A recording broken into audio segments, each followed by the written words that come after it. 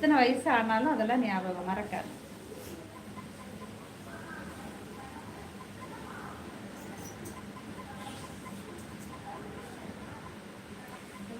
ஒழுங்கா படிக்கல. ஆமா, நான் தான் ஒழுங்கா படிக்கல. அப்புறம் ஸ்கூலுக்கு போகும்போது மாட்டு வண்டி உண்டு தெரியுமா? மாட்டு வண்டி நமக்கு முன்னாடி போகும், வைக்கல் எல்லாம் ஏற்றிட்டு போகும். பல்லெடுத்துக்கு போகும்போது என்ன செய்வோம் தெரியுமா? நடந்து அது ரோட்ல நடந்து போகும், அந்த வண்டி போகும். நாங்கள் எல்லாம் பேக்கெல்லாம் கிடையாது, தோல் பை தானே, தலையோட இப்படி போட்டுட்டு போவோம். தோல் பை அதை தூக்கி வண்டியில போட்டுட்டு அந்த வண்டியில அந்த கம்பு இருக்குல்ல பின்னாடி, அதை பிடிச்சி தொங்கிட்டே வருவோம், தொங்கிக்கிட்டே போவோம். மாடு இழுக்க சிரமப்படும், 4 பேர் 5 பேர் சேர்ந்து தொங்கிடுவோம் அதில். அப்போ மாடை பத்திக்கிட்டு போவார்ல வண்டி ஓட்டிட்டு, மாட்டு வண்டிக்காரரு திரும்பி பார்ப்பாரு, பார்த்துட்டு அந்த கம்பு எடுத்து எங்களை நாங்க உடனே வண்டியை விட்டுட்டு நடப்போம், ரெண்டாவது ஓடும், ஓடி போய் வண்டியை தொங்குவோம். என்ன சேட்டெல்லாம் பண்ணியிருக்கோம் தெரியுமா?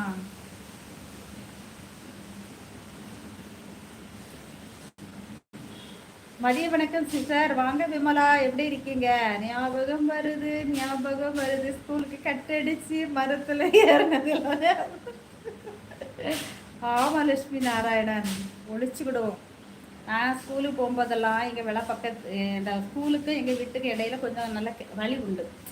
அப்போவும் ரோட்டுக்கு இந்த பக்கம் வந்து வீடே கிடையாது, பெரிய பெரிய உடலாம் இருக்கும், அங்கெல்லாம் போய் ஒழிச்சுக்கிடுவேன். அப்பெல்லாம் பண்ணினேன்னா இல்லை நாசமாக போச்சு. ஹாய் அக்கா,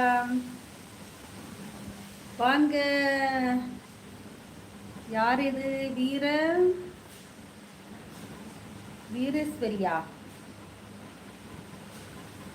லைக் போட்டாச்சா விமலா? நன்றி நன்றி. ரகு அப்படிங்கிறாங்க, என் சித்தப்பா பொண்ணுக்கு அவங்க மகனுக்கும் கல்யாணம் கட்டி கொடுக்கறது இருக்கு அம்மு, அதான் எனக்கு அத்தை ஆகிட்டாங்க. ஓ அப்படியா?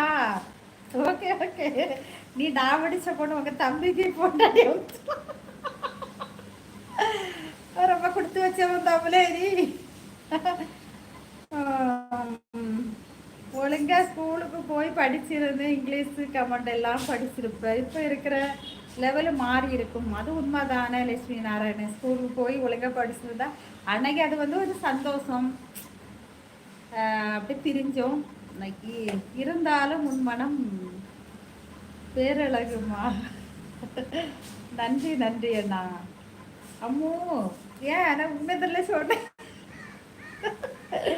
சாப்பிட்டீங்களா சிஸ்டர்? ஆமாம், கத்திரிக்காய் புளிக்குழம்பு. நீ என்ன சமைச்சா விமலா? நான் காலையில் சோறு, சாம்பார், மிளகாய் பச்சி, வெங்காய பச்சி செய்து அம்மு வீட்டில் செஞ்சியா? எனக்கு வெங்காய பச்சி பிடிக்கும், எனக்கு ஒன்று கொடு முத்துக்குமார். வணக்கம் விமலா அப்படிங்கிறாங்க. ஆமாம்மோ, ஐயம் ரகுப்பிரியன். ஓ ரகுப்பிரியனா? ஓ நீங்கள் தான் ரகுப்பிரியனா?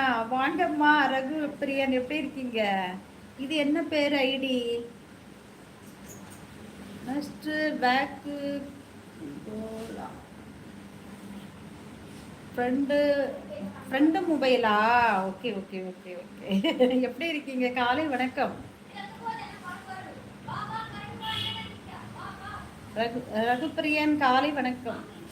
ஹாய் நிம்மதி நிம்மதி, உங்கள் சாய்ஸ் வணக்கம் அப்படிங்கிறாங்க லட்சுமி நாராயணன். விமலா சகோதரிக்கு இனிய மதிய வணக்கம் அப்படிங்கிறாங்க, வருக அப்படிங்கிறாங்க லட்சுமி நாராயணன். நான் சாப்பிட்டேன் சிஸ்டர் சாம்பார். ஓ சூப்பர் சூப்பர். இருந்தாலும் எனக்கு மாமியார் ஆயிட்டாங்க, அது சந்தோஷமும். ஓ எப்படியோ உனக்கு மாமியார் ஆயிட்டாங்க.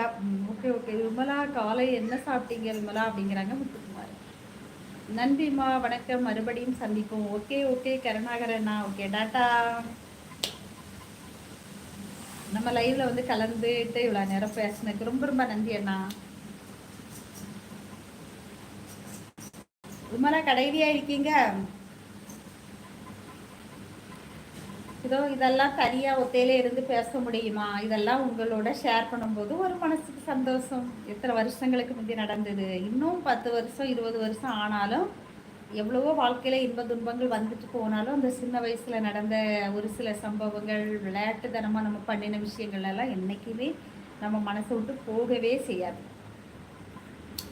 ஆனால் என்ன, ஒத்தையில இருந்து நம்ம அப்படியே யோசிச்சுட்டு இருக்கிறதுக்கு இந்த மாதிரி முகம் தெரியாத நண்பர்களோடு ஷேர் பண்ணும்போது அது ஒரு தனி சுகம். அப்படிதானே?